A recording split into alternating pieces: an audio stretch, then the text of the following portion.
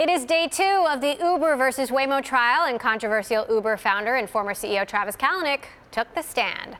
Kalanick is the most anticipated witness at this trial, which is set to last 3 weeks, and Waymo went after him over the technology at the center of this case, LiDAR, the light radar technology that engineer Anthony Lewandowski focused on at Google. Bloomberg Tech's Newcomer was at the courthouse. He joins us now from San Francisco. So, Eric, I'm sure it was quite a show. What did Travis have to say?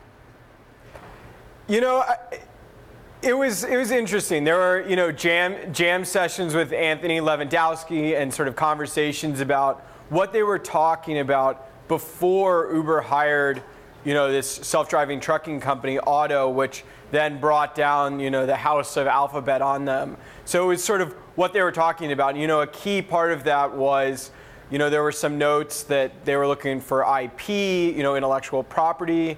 So that's something that was very important. And then this general idea that, Uber was hungry for laser technology, LiDAR, to catch up with Alphabet. That just permeated all the testimony we've seen. So Google is definitely trying to drive home that idea that Uber knew it was behind, 7 years behind starting, and was desperate to catch up when it comes to laser technology. Did it seem at any point that Travis had been cornered or caught unawares in the testimony?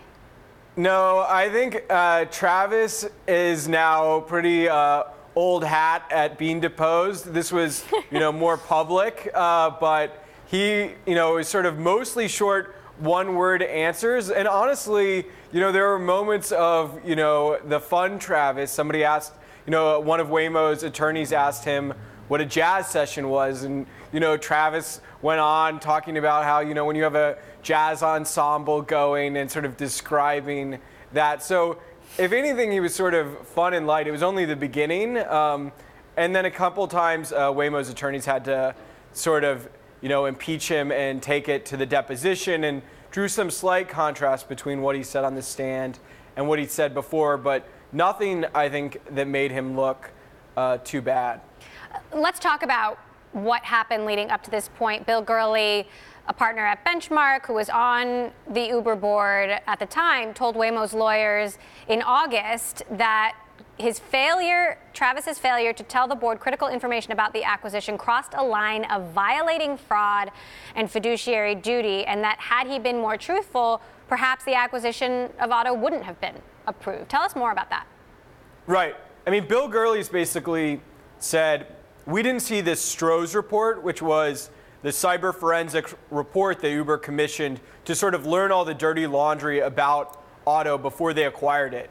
So Gurley is basically saying, if we'd been fully informed about what that report had found, that Anthony Lewandowski had obtained a bunch of files from his former employer, the board might not have approved it. And Gurley went so far as to say, that he wouldn't have approved it, and uses the word fraud, which isn't totally shocking to learn, because Gurley's firm, Benchmark, of course, then sued Kalanick for fraud in court. So this was a key moment where sort of a board member felt that Kalanick didn't fully inform them of the risks of the deal. And how many days are we expecting Kalanick to testify? Oh, I think it'll just be tomorrow. Judge Alsup runs a tight ship, so he was telling Travis to make sure to be in there at 7:30 a.m. tomorrow, and he'll be sort of the first witness back up, and then he'll be done.